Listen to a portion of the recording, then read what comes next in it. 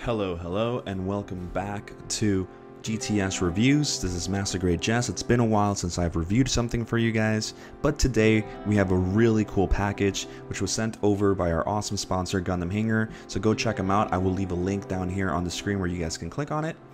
So anyway, what we have in front of us is the M.J.H that's all I'm going to say, sword metal build style. So there are two swords in this set along with the backpack, and these can be fit onto the Master Grade or metal build or high resolution Astray, or the Master Grade or the metal build strike. So anything, any strike kit that you can fit these on that are 1/100 scale, these will go right on there. So what are these? These are swords that are in here. We're going to open up the package. It's a very simple packaging, nothing too fancy, but it doesn't really need to be, because once you open it and you take a look at these runners, you can tell that they're already colored for you guys. They're already painted. They have decals. It's just two bags of this. Pretty straightforward packaging, nothing too fancy. We do have some pieces that are a little loose on here that might have already come into the runners. Maybe they haven't. But again, this is a third-party kit, right? It's not an official kit. So we can't expect the same level on Bandai in the sense of packaging, build process, and everything we'll talk about later. Now, going on to building it, we do have the instructions in the back. Now these instructions are pretty clever because they're already tacked onto the box, and it's as easy as just following the instructions. Very eco-friendly actually. And like I said, as you guys can tell, it's only 8 steps to build these. So let's get to building them, putting them on our Master Grade Astray, and seeing what they look like. I really have this kit to thank and Derek, because I did not know anything about the Gundam Astray Red Dragon or the Caletvwlch, which is what it is called. Now this weapon, the Caletvwlch, wasn't meant to be a weapon. It was actually meant for cutting and induction welding, but if the person in the suit disables the limiter via voice command, it becomes, well, this beautiful thing. The Caletvwlch normally consists of 2 blades, which can also be reconfigured into a sword or to a beam rifle. It also releases Mirage Kohler particles to help maintain the suit's balance while it moves in midair, and to allow it to remain stationary in the air with ease. So basically, it just makes the suit OP. Or maybe, I don't know. Derek, you can tell me in the comments. But guys, just look at the strike. Doesn't it look scary? It looks pretty scary. Look at how many weapons it has. I don't even know how it fights.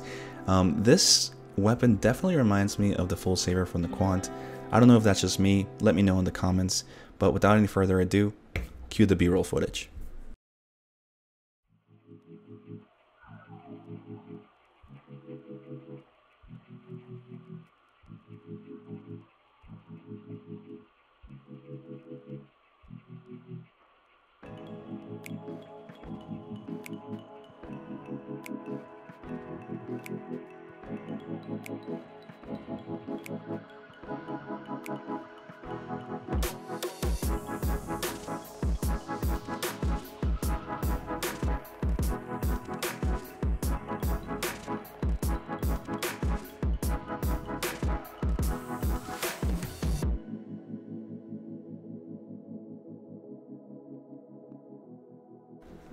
I think that the build process for the Caletvwlch was extremely easy, even if the instructions are very small and just in the back of the box. I didn't have any problems building them. But when you are building them, I will recommend that you guys sand down a lot of the nub marks found on the white areas, and mainly on the gray areas, especially for the backpack. The backpack is nub city. It definitely needs some sanding. But for the more metallic parts like the silver, they were undergated, which I think is amazing, especially for a third-party company, which just comes to show that other companies are stepping up their game. Maybe they won't reach that level of ease that Bandai has kind of grown accustomed to, but they're definitely getting there with this.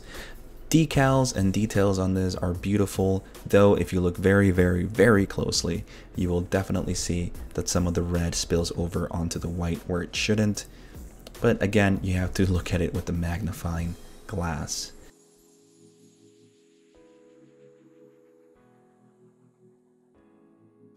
One of the cool things about the set is that it can become so many different weapons.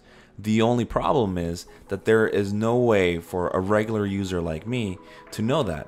So let's pretend you're on Gundam Hanger's page, which is really cool, by the way. Definitely go check it out. And you see this set and you're like, oh my god, this looks super awesome. It's something that my Master Grade Astray needs because it kind of looks like it goes with it. You buy it, comes home, and you build it like I did, and then you just like, oh, It's 2 swords and it becomes a big lance and I can use it as a backpack. Well, that's not also what it becomes. It also becomes a gun. It can become, you can have many different variations of it connected here and there. But if you don't know about this originally, then you're out of luck. I wish they would have included that in the instructions, or maybe just inside a piece of paper that explains what we're dealing with, a little blurb, which is something that Bandai does. The one extreme gripe I have here before we go any further is the lack of peg holes for the Master Grade Astray hand connectors. This is huge considering that the Master Grade Astray is known to have a nice range of motion when posing. Something that becomes irrelevant once you stick the swords on it, or try to, because they don't have any peg holes. If M.J.H is watching this, please include the peg holes on the weapon handles. There is no reason not to have them there. Having them means we can take advantage of the superior posability of the Astray. It's so weird that you include 4 different connectors, which is, cool, that can accommodate the 2 metal builds, the high resolution build, and the Master Grade Astray, but completely missed out on the fact that these kits have different hands. I needed to mention that because this means that the long lance is also useless since it cannot be held onto properly thanks to the lack of peg holes. I beg of you, M.J.H, to go back and revise your design. Backwise, the kit definitely looks amazing with or without the swords and the thrusters. The kit we are using as an example is a Master Grade Astray Kai, so this set by M.J.H is definitely up against some heavy competition in the wow factor department.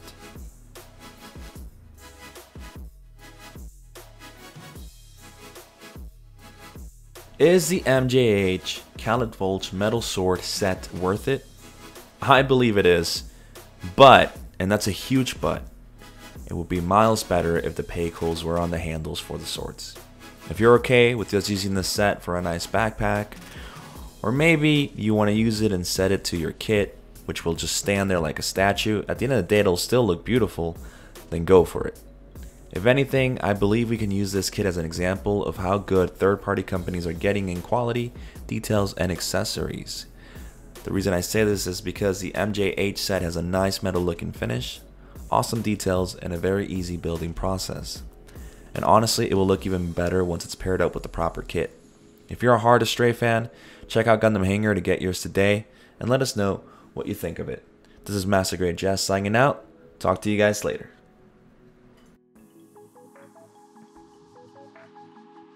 Hey GTS fam, thank you very much for joining us today. If you enjoy our videos, hit that like button, subscribe to our channel, ring that notification bell there. If you have any other questions, leave it in the comment section and we'll help you out. Cheers.